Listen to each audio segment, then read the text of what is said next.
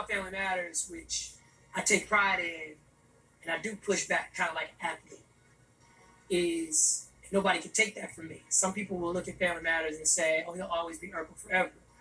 Other people will look at Family Matters and they'll see the entire range of characters that were played, from Urkel to Stefan to Myrtle to Bruce Lee to Elvis.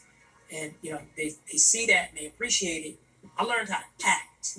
Every week was a challenge to incarnate what these writers had written. I mean, I really did even hit points of fatigue where I was like, Dave, what are you doing? Like, because don't forget, I'm juggling school at the same time with this.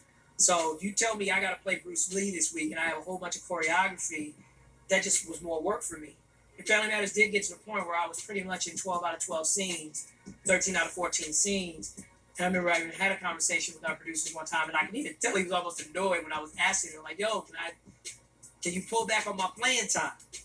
And it was like, no, I give you the rock and I win, sucker. What else do you need?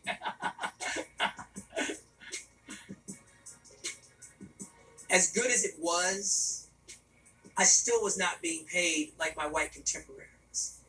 The Ted Dansons, the Tim Allens, the Jerry Seinfelds were all knocking on the door of a mill. And there's always been a quiet pay scale in Hollywood. From their perspective, it's not that personal.